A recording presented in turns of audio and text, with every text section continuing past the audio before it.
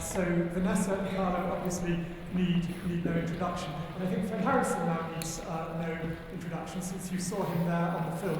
He's the research director of the Land Research Trust, and originally was here at Oxford at UCL, author of a key book called The Power and the Land, and has these very interesting ideas on land reform that we're going to hear about in the film. We're also joined at the end there by Robert Holton, who was the campaign's director for eradicating ecocide, the movement that you heard a little about in the film.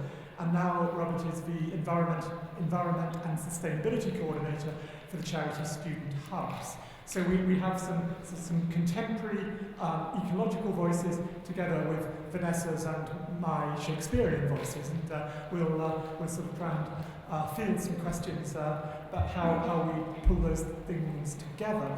I just have one initial thought. I don't know if anybody wants to respond to this, but it was rather wonderful seeing the wolf and the lynx in the film there, because of course one of the things that Shakespeare explores in King Lear is where King Lear goes out from the apparently civilized world of the court, which is really, of course, a barbaric world, to the apparent wilderness, the wild space, the heath, where indeed there are references to the wild cat, to the wolf, and to the sort of and the bear, the cruelty in a way of the animal world. But in a way, what Lear shows is that actually it's the world of power and land ownership that is the true cruel place, and that in the wilderness, amidst the wild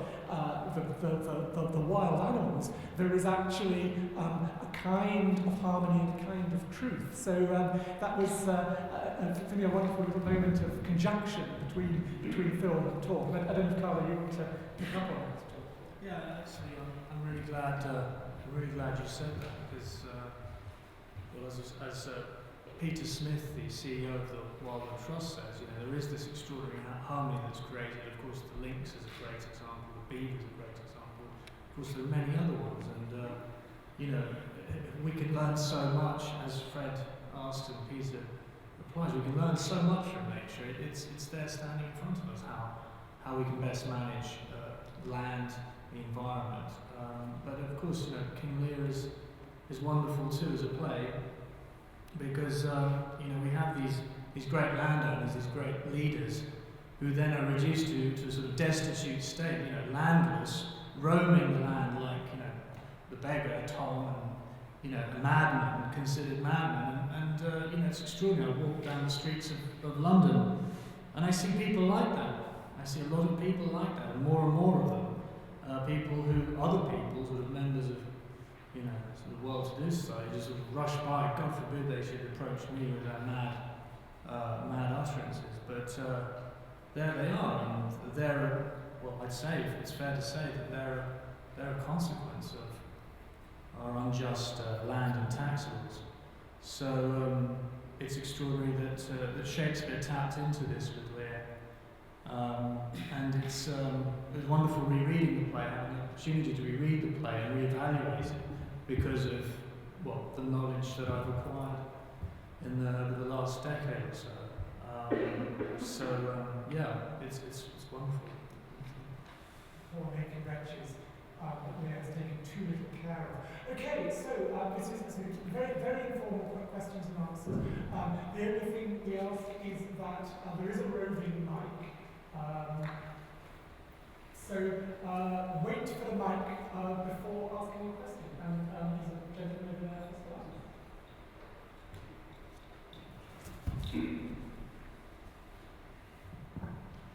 Thank you very much for your very interesting presentation today.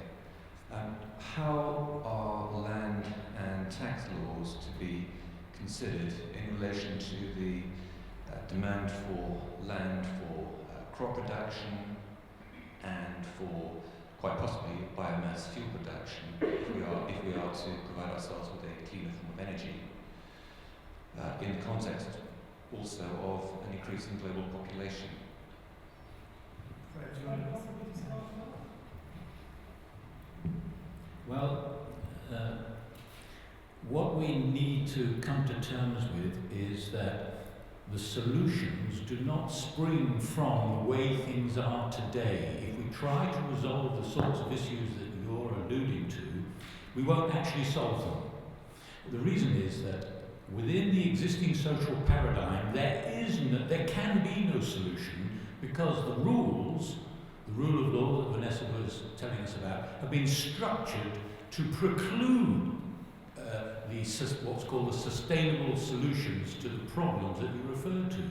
We need those solutions, but speaking personally, I do not, frankly, see us achieving the kinds of reforms that are needed in order that we have a benign relationship with nature and future generations of human beings and all the rest of the species that occupy this planet, unless we change the rules of the game. So we can wrestle with specific answers to particular questions of the sort you've raised now, try and find accommodations with the existing system, but ultimately I believe they will be futile, because we are trying all the time to compress those solutions into the existing set of laws and value system, which will not allow effective solutions. So frankly, I can't actually offer a sensible answer to your question, because I don't know how things are going to be in the future, how they need to be. You don't need me to offer you the trite answers that come out of the textbooks, because they're there, but they all basically seek to accommodate the existing power structure and distribution of income, which is calibrated to create these very problems, and therefore there is no solution.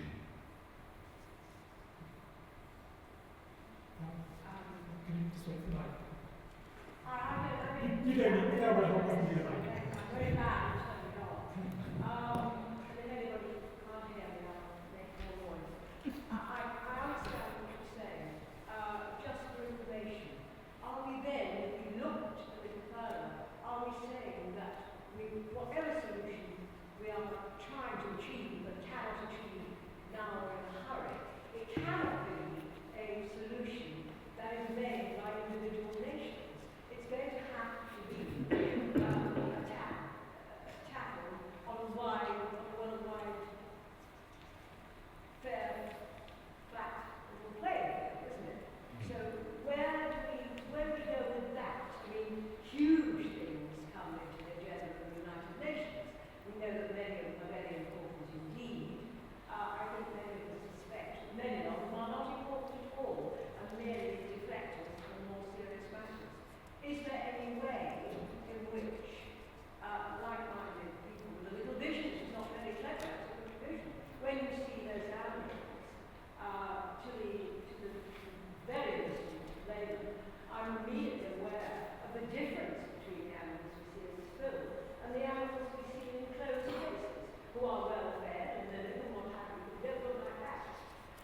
So, of course, it is something that people with any humanity are going to want to do something about. Do you have any ideas of how that is going to be started? Not achieved, but started. Yeah, there has to be a beginning somewhere, and the beginning is a fiscal reform, and it will take one nation to actually implement it in order to demonstrate the ramifications, the considerable benefits that arise from that fiscal reform. May I take a couple of minutes to put into a wider context what Vanessa Redgrave has done for us today, because unless we see beyond the limited horizons, we're not, in my view, we're not actually going to achieve the changes. What Vanessa has done is taken the themes from the film and she's reread one of the classic texts in literature, her sphere of interest.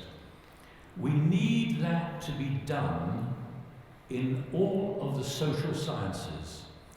Economists need to reread their classic texts.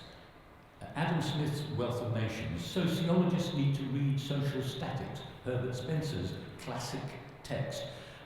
And it's the same with all the classic texts, including Locke's second treatise on government. If we applied the sort of sense, the principles that we seek to articulate in the film, in the rereading of those classic texts, we will begin to see the solution to so many of our contemporary problems. But the problem is this. I tried to reread John Locke's text 40 years ago when I was just a couple of doors up from here at UNIV reading PPE. I did not score high marks with my tutor for trying to do so.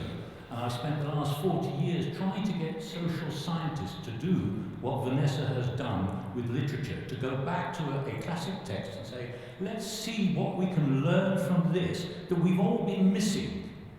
Economists will not do that, nor will political scientists, nor will sociologists.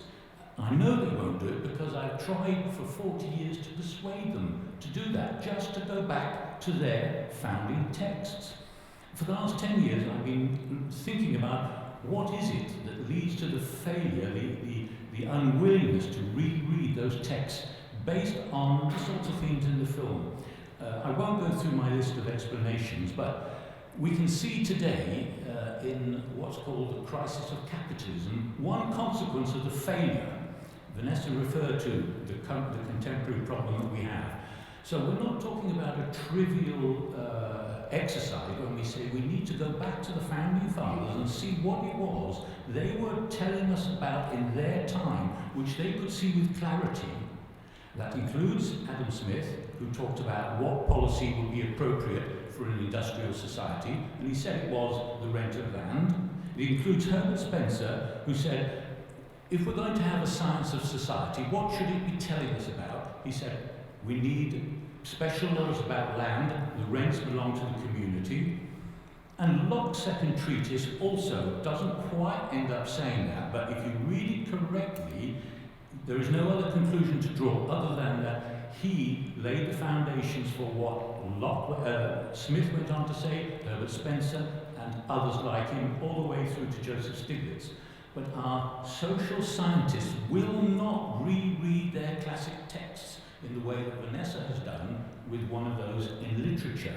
And until we can actually get the social science community to do so, we're not actually going to get these reforms for reasons that, as I say, I won't go into. So it needs a nation at that level to begin the process of change. Yes, we need a global context, and this is where the work of my colleague's organisation comes into being.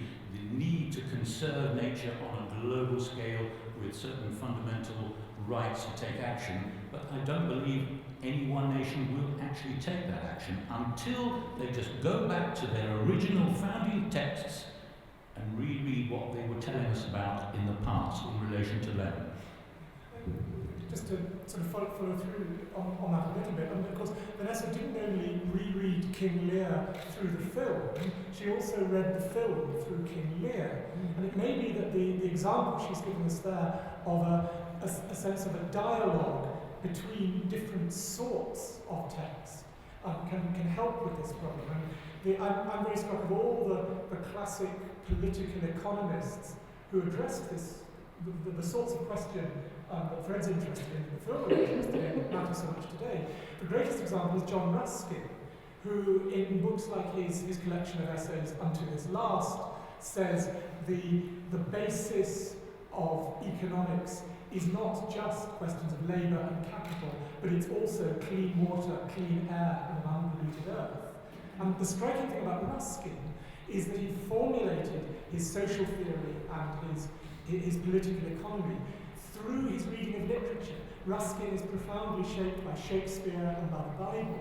And it may be that the way to get social scientists to reread their texts is to break down the barrier between a literary or a cultural way of thinking about the world and an economistic or social scientific one. Can I just quickly say, well, I mean,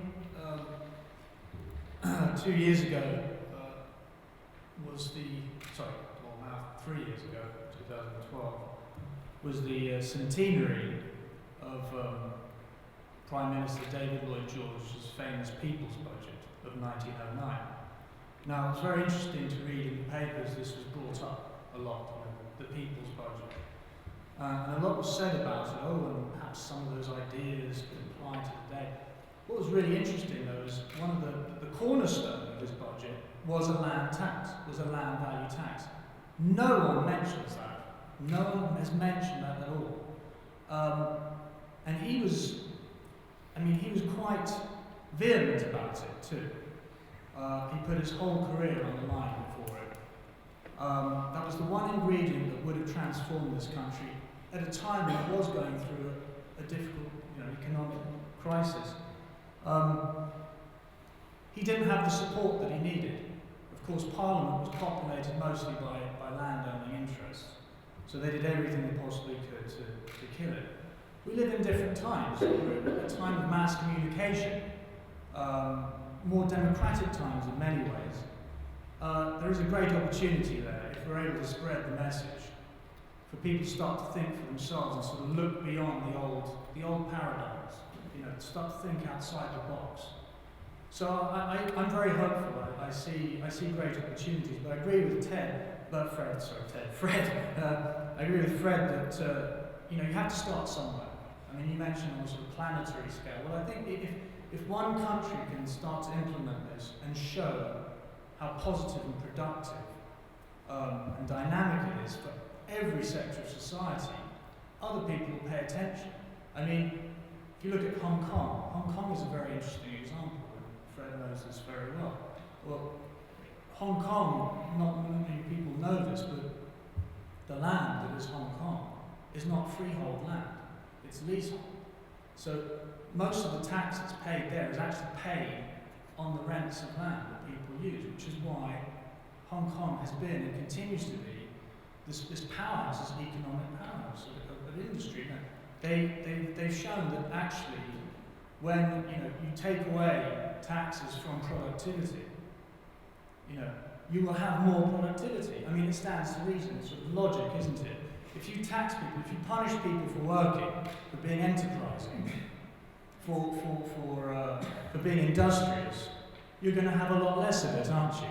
Whilst if you start to decrease those taxes on that, you're going to have a lot more of it. There are going to be more opportunities opening up for people. There'll be a system where instead of employees fighting each other, competing for jobs, it'll be the other way around. You'll have employers competing to get employees because there'll be more opportunities for people to create their own businesses. At the moment, the current tax system destroys those hopes, those opportunities, particularly small businesses. Anyway, that's what I'm going to say for now. Okay, another question, the gentleman there. Hi. At the beginning of that movie, it mentioned the 3,000 corporates, and I'm interested in how a land tax would address that, because you could have a company, say like BP, if you pass a land tax law in the UK, a company like BP probably owns very little land actually in the UK. But if you think the environmental impact it has around the world, especially a lot of those corporates probably own very little land, but they're the ones that are having the most impact on the environment. So how would you address that situation? Hi, a brilliant question. And I think with regards to corporates, mainly British corporates like BP or Shell, we need the remit to make sure that we can govern what they're doing internationally. And this is where the UN that Fen was talking about, its international remit comes into play. And Polly Higgins, the lawyer you saw speaking in the film, the campaign eradicating ecocide is about making ecocide, the large-scale destruction of the ecosystem, a crime at the international level. So in the UN, and basically there are however many countries signed up to the UN and to the Rome Statute, and the Rome Statute is what governs the International Criminal Court, who currently punish 4 crimes against peace, which includes crimes of humanities and genocide. And interestingly, genocide was only a crime after the Second World War. Before that, we didn't actually have a term for the mass, the attempted destruction of a particular race. And so now we're putting a name to the mass destruction of the earth, ecocide, and we think it's sensible that that's illegal on the scale we're seeing it today. You think of what happened in the Gulf of Mexico, what's happening now in the Canadian tar sands, and all over the world. And basically, you need to amend the Rome Statute. You need a 2/3 majority of 82 votes to make an amendment which could put in place a new law, i.e. the law ecocide. And recently we saw it amended for crimes of aggression, which came on board into the Rome Statute about a decade ago. So we're only talking about persuading 82 people globally to vote to change the Rome Statute, and then you bring in a whole new form of law, not predicated on property, but predicated on trusteeship, which says we must be careful stewards of our land because ultimately we do have a lot of power, whether that's a good thing or not, and we've got to use that power responsibly. We're not the owners of the earth, but we need to act responsibly. And so I think bringing in a law like that at the international level will make sure that the CEOs making decisions in an office in London, which has a huge impact on indigenous communities, to the climate, all the way over in Canada, can be held accountable, because the law at the international level in the criminal court could pierce like the wall of protected rights that a corporation has and actually be able to put that person in the dock, or the head of a bank who funds ecocide, or even the head of state who condones ecocide. But ultimately, this isn't really about putting people in prison. This is about putting in place a measure to stop people even considering committing ecocide in the first place, because they know they could be held personally accountable and go to prison. And if you're interested, in 30th of September last year, there was a mock ecocide trial in the Supreme Court of the UK, and 2 CEOs were found guilty of oil extraction in Canada. And then in March this year, we're going to see their prosecution to see what happens now they've been tried for ecocide.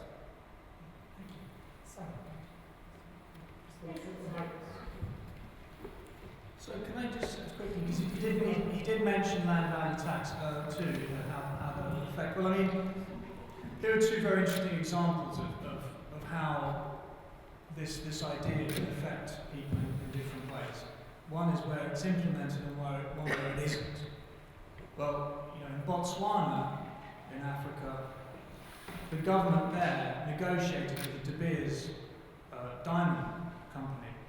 They negotiated that the revenues, the rent revenues of the diamonds that were being mined would flow, a vast proportion of the revenue would flow into the public purse, would go to government to provide for infrastructure, schools, hospitals, roads, etc. The consequence of that is Botswana has the highest standard of living in sub-Saharan Africa. It's extraordinary what the impact of that has had. So it shows that there is a relationship, there can be a relationship between corporations and companies looking to exploit natural resources and the benefits that can be gained for communities, for countries, through that exploitation. Now, the other end of the spectrum, we have what we have in the Niger Delta, Shell, for example, what they've done there. The complete opposite. None of the revenue has gone to local communities. They've been allowed to devastate, that area in ways that are unimaginable. There have been a number of films on it recently. It's just the more you see it, the more shocked you are of the environmental destruction, the pollution, the damage to the local communities, the poverty, the conflict that this has caused. And sometimes you hear economists talk about the revenue curse, or the natural resource curse.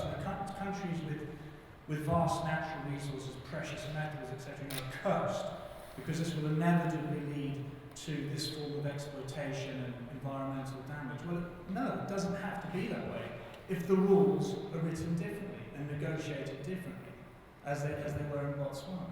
So I just wanted to touch on that in a sort of more kind of specific way related to a land value tax on natural resources. It's very interesting. Thank you.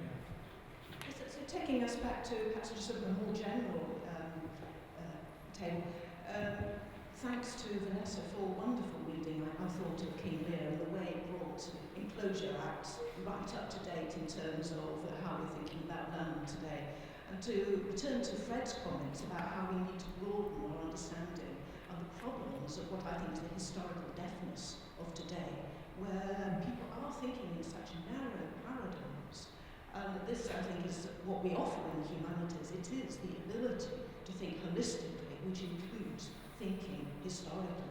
And just a slight anecdote, yesterday I was browsing in periodicals of the 1880s that nobody ever reads anymore. I came across a wonderful article on the responsibilities of bank directors, written after a major bank failure in Scotland, where apparently in Scotland, bank directors were held directly responsible for the failures of their bank legally.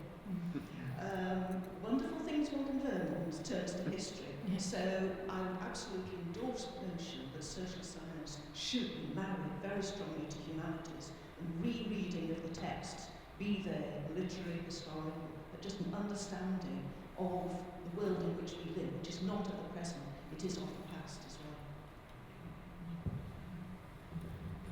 In my view, the greatest problem that the academic community faces is not the detail of how to implement change, because that's actually been done time and again throughout the world over the centuries. And if you want to look at a land value tax, you can go to Hong Kong, but you can go to Denmark or Australia to see the detail of the implementation. That's not a problem. The problem is an epistemological one, particularly with reference to land. Land as a concept and rent have been written out of the narrative. They're not there. And if you want an example of that, you should read the series of articles that are appearing in the Financial Times now under the strapline Capitalism in Crisis. Distinguished economists, social commentators, policymakers are all contributing to this one challenging problem of the crisis in capitalism. And they're being asked, is there an alternative? And almost unanimously, the answer is, well, no, actually, because there's nothing to replace the market economy.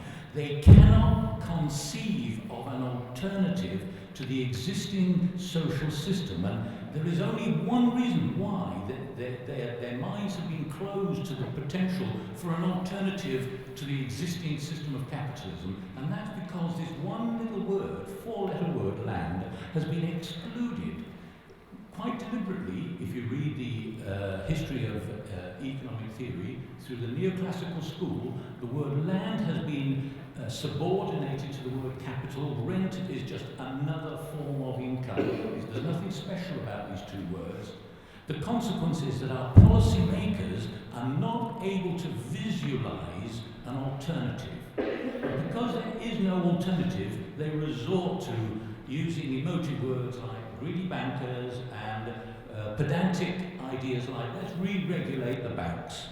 No notion of how to alter the structure of the system so that we actually move beyond capitalism to include the kind of values that we sought to discuss in the film. So, frankly, for the social sciences, the biggest challenge now is to try and rehabilitate that word land and rent. And unless it's done, we will our politicians will continue to go in circles. I can give you some further historical examples of how the word land was excised from the narrative, the European paradigm, but that would be going into the detail. Vanessa, I wonder, just picking up on that question more generally. In your lecture, you were moving seamlessly between Stiglitz on the free fall of capitalism, Bingham on the rule of law, and King Lear. And I just wonder for you, as an actor, a thinker, and an activist, is that sense of gathering different forms of thinking, different worlds together, the world of the economist, the legal theorist, the literary text, the plays. Has that been a sort of driving force for you? Yes, I guess it has. And what has been one of the driving forces has been the fact that I, like anybody who does work very, very hard. And I've just had my VAT bill, and I know what I've got to pay in income tax, or have just paid in income tax. Less last year because I earned less, but still an enormous amount, 50% of what I earned. Then you take VAT, which comes on top of that, and you get some of it back eventually, but meanwhile, it's not yours to spend. And then I've given up being able to employ anybody because of what Duncan Pickard says in the film, which is, I would employ some people because I actually do need help. I do need help for reading, for typing, for all those kind of things, but I don't, because of tax. So the first answer is yes, what drives you once you start having to earn your own living is having work, and what continually drives you back is the taxes you pay on that. Plus, if you've gone and mortgaged, and of course it's on the basis of the mortgage, the toxic mortgages, that Stiglitz has written his latest book, 2010, and he explains it brilliantly. It's on the basis of the mortgages. They didn't mind. They were ready to lend if you weren't earning anything and hadn't got an end in sight of earning anything. And he's given multiple examples. That was done on an enormous scale. And still, at this point in the crisis, as Stiglitz explains, and as we can see with every report we get from the House of Commons or from the Times newspaper or from the Financial Times, still we've got proclaimed, read about Greece, we've got proclaimed austerity is the answer. That's the answer to the crisis. Now that is, if you disagree with me, please say so, because I'm sure somebody will come up with a very interesting alternative. But the answer that's coming down on the heads of the young students everywhere, the old age pensioners everywhere. I'm an old age pensioner, thank goodness I can still work. But I can work. Tax. But austerity. So we are seeing what my mother's and father's generation and their generation before them paid taxes, much less, but they paid them because what you had in sight, a better education for my children. I'll be able to look after my mother, so I'll pay these various, what we all thought, national insurance, we thought that was for old age pensions, at least I did. I obviously hadn't talked to the right people. Eventually one day I asked, I will try and answer your question, it's such a good question, Jonathan. I asked the accountant who was dealing with income tax, I said, but I'm paying my secretary a tiny amount, a shameful amount of money. And I'm paying the government virtually the same amount to employ a secretary. I'm paying tax to employ her. And she's being taxed to be employed. Well, this has already been expressed very wonderfully by various people already just now. But austerity being the answer. Now, I keep quoting Stiglitz, not in opposition to anything that Fred, or never will, in opposition to anything Fred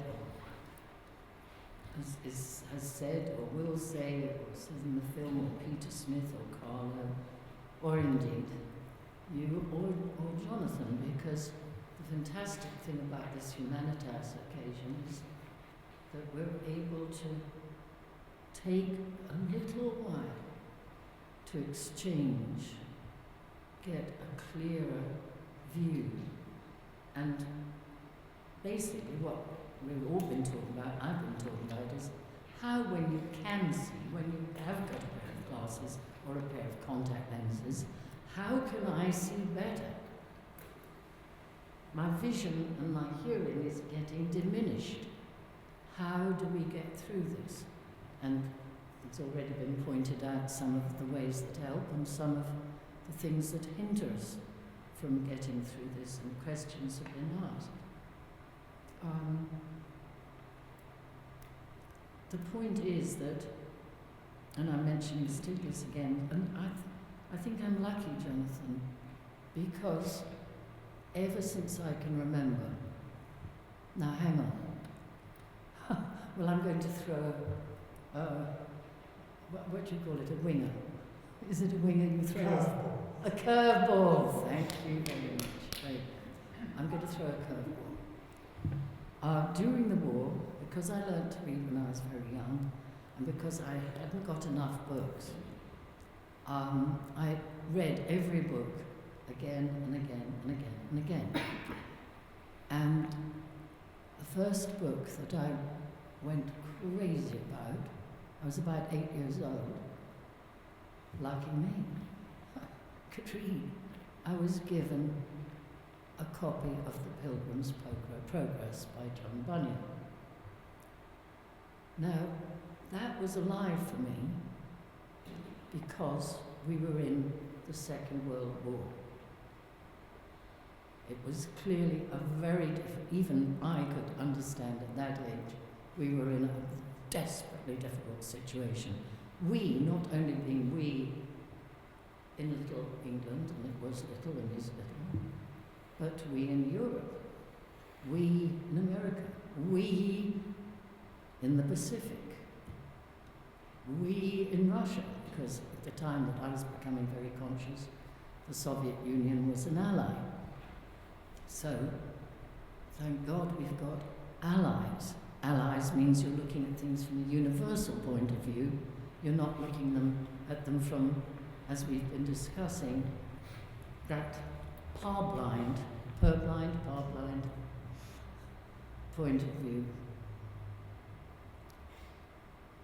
So the Pilgrim's Progress gives you the terrible obstacles, and it gives you the period of luxury when in fact one of the pilgrims is destroyed, and the difficult period of arriving at Zion.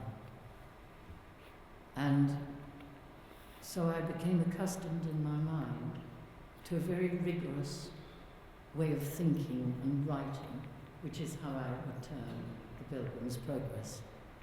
It's brilliant, it's rigorous, it's very specific, it's got hundreds of notes all the way down the side, like the Bible. And then after the war, we lived near a church, and I started going to church. And I went to church even when nobody else came with me, and that was an Anglo-Catholic church. So but completely different, and yet part of this universal life that had gone on in England for 400 years. This mix of I do have a puritanical bent, and I've experienced it very often in my life. And I've also got a sort of Anglo-Catholic bent.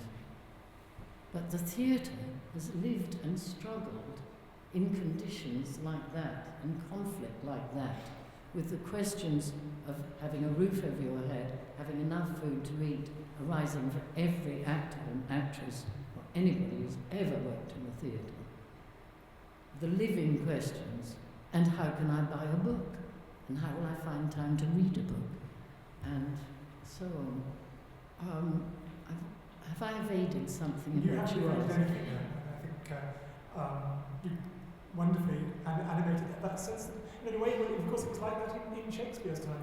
The impulses of Puritanism and Anglo-Catholicism, and as you brought out in your lecture, that sense that England was on the brink of a revolution, of some huge change. Let's take the lady there. Do you want to just wait for? You don't need the mic. Have a break. It's only a question of if anyone can hear you. Can you hear me? Well, at the back, you know. I can't. Oh, since it's been recorded for posterity, yes, and that's the benefit of the mic. So that's another benefit of the mic. Yes. Okay, I just was getting back to King Lear again and seeing afresh, and thinking in particular of a Russian film in which poor Tom is pictured as the starving masses, and thinking how extraordinarily effective that was, focusing on Tom as the person who in the end has to take over, as it were, who is educated through his experiences, and film as a very useful educational tool. Well, I wish I'd seen that film. This is the great Georgy Kozintsev film, where you do the poor naked wretches. I mean, there were hundreds of them, all across the horizon. And as you say, poor Tom, the rejected son of the Earl of Gloucester, who becomes a beggar, but then it's he at the end who takes over the kingdom. You can see how how a revolutionary reading emerged from that. What I found extraordinary is that, yes, thanks, that's great that you brought that in. But what's extraordinary also about King Lear, as you reread, there's no decision at the ending. There's no message. So do come in there, but let me just finish one more sentence, please. You've got a lot of people who are dead. They've done what they've done. Lear has learnt, and I think Shakespeare had that kind of confidence that you get and hold tight to through the worst situations, a confidence that I will do what I must and what I can. Shakespeare hadn't got any, I don't think, higher ambition than to do what he could and felt he must, to write. And it is, I think, the most passionate play. Can't leave out sex or passion and love out of life because they're the vital life force of the hour. But there's no decision. They don't know what to do. Sorry, do come in. You spoke about capturing the conscience of the king, and there is a sense in which the extraordinary scene when Lear confronts poor Tom and says, "I have taken too little care of this." Mm-hmm. And actually it is the very figure who he is observing, who is himself experiencing poverty, who restates the new order. And it seems to me there is more than a hint of a positive in that. You know, better than Fortinbras, for example. Oh, yes, yes. You know, I think Edgar has been prepared for kingship, and one feels the rightness of his uncertain taking over. But it's still more positive than, say, if Edmund had taken over. Yes, the wonderful thing is that it's not positive in a dictated way. It's positive in that there's hope with the young who've been through this, that they will carry on something, but as when you get to my age, you've seen, alas, many times some wonderful younger people or same-age people doing wonderful work, and suddenly they become transformed, and very suddenly, through some very definite events. It's not mysterious. And yet, the pain of seeing a promising human being, I don't suppose any of us would talk of ourselves or anybody else except as a promising sort of person, meaning there's things that have promise, and certain achievements. And yet it can change. The sense I get, I agree with what you say, I'm not disputing it at all, but the sense I get from King Lear is that they're exhausted and they're going to have to think a bit about what do we do now. And Shakespeare has, like an eagle, said, well, this is where we are, and a lot of people have died. Where now? That's my sense of it. But speak what we feel, not what we ought to say. Yes. I think there was one more question. This will probably be the last one. Vanessa, you mentioned the European Convention of Human Rights at the outset of your lecture. The jurisprudence of the European Court of Human Rights shows that when environmental abuse has taken place, the sort of human rights are invoked to the extent that they damage people's physical integrity, their health, their property, and also in very extreme cases, inhuman and degrading treatment. And I think when we look at East Africa and the droughts that have taken place there, which arguably resulted from global warming and from the emissions that factories have done there, people there have been dubbed climate refugees because people have been forced to leave their homes because of droughts and so on. How do you feel about having an autonomous human rights to the environment, which is sort of independent of the incumbent rights that we've currently got in the Charter? Well, it's very important to get these rights put down, because when you've got the rights put down in law, that's the ground that you can do combat legally with. That's where you stand on. You've still got a lot of problems, but that's the ground you stand on. And you can look at the cases of, actually it was the Universal Declaration I was referring to, but it's nonetheless, from that came the European Human Rights Declaration and Council and everything that now, one half of this coalition, and I'm not saying all Conservatives are bad, any more than I would say all Labour people are good, or all Liberal Democrats are good, or whatever. It's not really the issue. People can change, and that's why Shakespeare wrote his play. What makes them change will not be one play, certainly. But if you come to the question of putting in on law, I saw a film the other day, speakers. I don't want to speak quickly, but I do want another chance for Carlo Fred, and Jonathan too. I saw a film recently called, a friend of mine, Trudy Styler, helped it get made, called Crude. And it's been a 12-year, more or less, a 12-year legal battle for these indigenous peoples in the rainforest area of Ecuador, who their entire land has been polluted. Not only the water is totally polluted, but underneath what looks like green land, because an earlier oil company, Texaco, had been forced and agreed to restore some of the sludge pits from the oil. So they restored some of the sludge pits, but underneath what is grown green grass and vegetation, we saw in the film core samples being taken, and within 5 inches down, or whatever, 12 doesn't make much difference, is it? There is thick oil, petroleum sludge. And the kids have got cancer, the mothers have got cancer, and so on.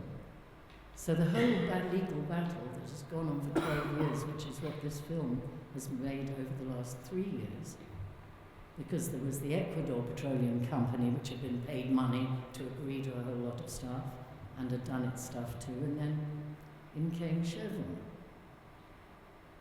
I must stop, so you've all got a last chance. But if you've got it down, it's a great question. If you've got it down, that's the ground on which you can stand.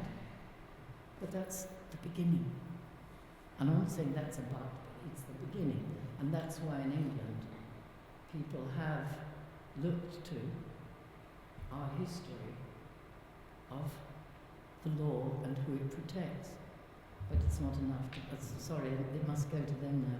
It doesn't protect enough, so that's why we seek for a new law or a ruling that will maintain that as being the law. We're now about to have England break off from the European Human Rights Convention. There's a lot of calling for it. The Murdoch press is calling for it. Cameron's spoken a bit about it. He's got people behind his back. He needs to be happy. They're saying, get rid of this. It's holding us back. Now I'm going to stop.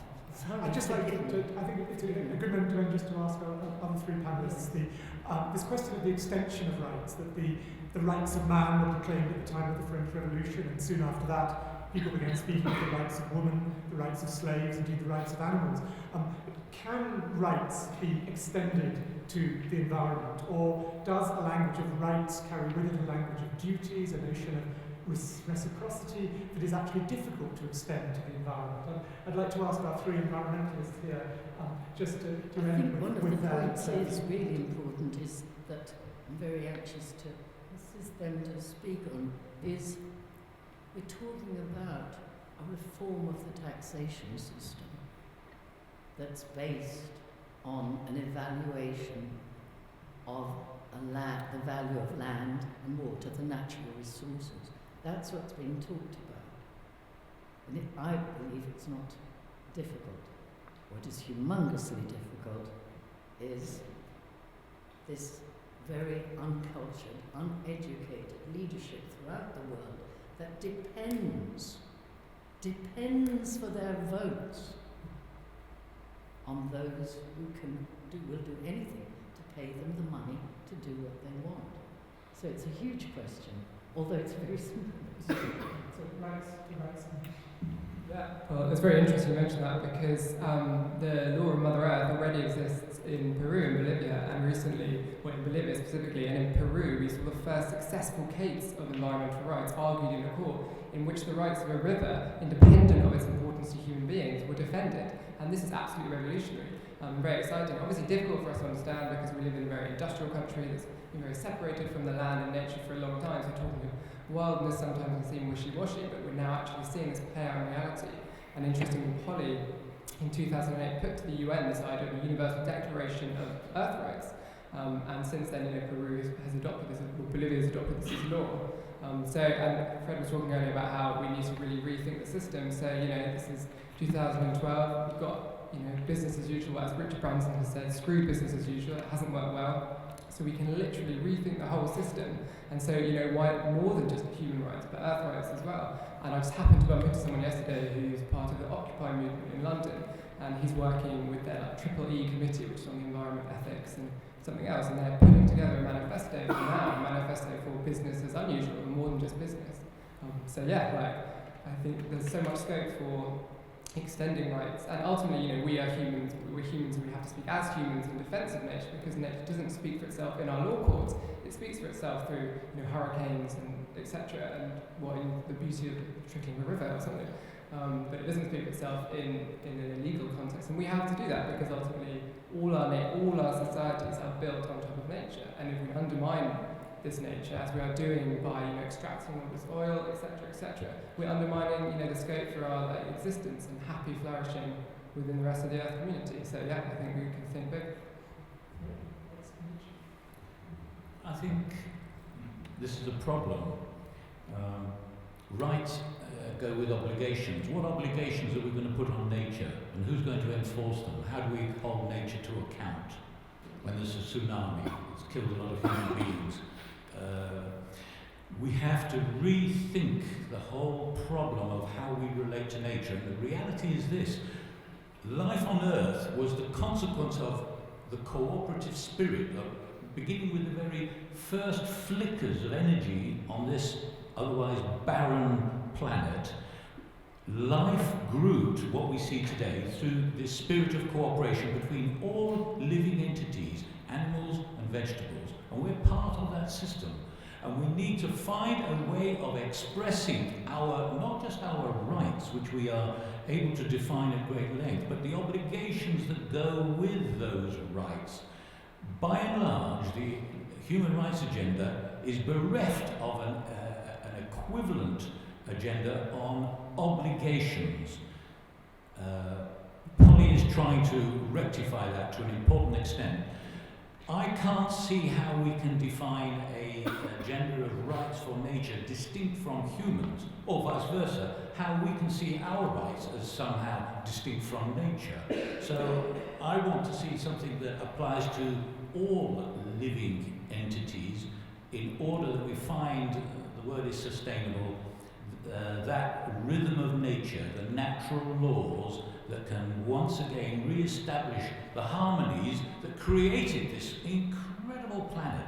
All the life forms beginning in that sludge on the edge of the ocean, that's how it began, and yet from that we see this huge diversity, and it's all because of the evolutionary interaction, which was not based on the survival of the fittest. That's an interpretation of evolution that fitted the capitalist narrative of the 19th century. It was the basis of cooperation, that willingness of all life forms to work with each other in each little ecological niche to give this huge diversity of energy that we call nature, which we're a part of. So I struggle to see how we can separate ourselves from nature in terms of rights. Well, I think the big question is this: we've become divorced from land. We've become divorced consequently from nature. to become married again, or create a marriage, a bond with land, with nature again, things have to change quite dramatically, radically. And for people to become married and connected to the land again, it's not enough for them to, with all due respect, I think the work that's been done at the Wildlife Trust is fantastic and other wildlife conservation areas, but it's not enough for people to just go to these places and admire how lovely, you know, wild animals are and the interaction between the environment and living systems and animals. You know, that's wonderful, but what will really ingrain it, make it part of our DNA, is when we become married again to the land. And the only way to do that will be through these reforms. There was a manufacturer who was also a sort of liberal reformer politician in the 19th century called Richard Cobden. And he, very interestingly, there's a wonderful chart called the sort of Cobden Rents chart. And basically he shows on this chart how from the Norman Conquest, 1066, through to 19th century, late 19th century, how the rents from land that were going into the public purse, how they went from 100%, which is where they were, this actually happened, it was 100% from land, all the way down the centuries through the Exchange Act, the Enclosures Act, depriving people of their natural rights and natural access to land. All the way down to the 19th century, it became about 3%. So that shows you how far we've come. We need to sort of start to push so that curve goes back up again. That's the truth of it. And it will take time, but that's what needs to happen. And even if we can begin with something, we can begin with 10%, a significant amount. It has to be done phased in. It has to be phased in. But it can be done. And it can be shown to work for everybody. And once we become married to the land again, I think that the way we treat land, the way we treat ecosystems, the way we see our profound connection, how we depend on ecosystems and the environment, will start to become part of our DNA again. And the rights that we desperately seek will be a lot easier to accomplish. Thank you. Thank you very much. There's a very interesting word that Carla used in that answer, which was bond. The need to restore a bond between humankind and the land, humankind and the earth. Bond is one of the most important words in Shakespeare, and especially in King Lear. And I think what this bonding between the ancient play of King Lear and the modern film, The Contemporary Questions, what this bonding has shown is that there is a way in which through dialogue of the sort that the Humanitas project encourages, we can begin to restore those bonds, both bonds between human beings and communities and bonds between humankind and the earth. And for helping us to explore those bonds, can you all join me in thanking our guests very much indeed.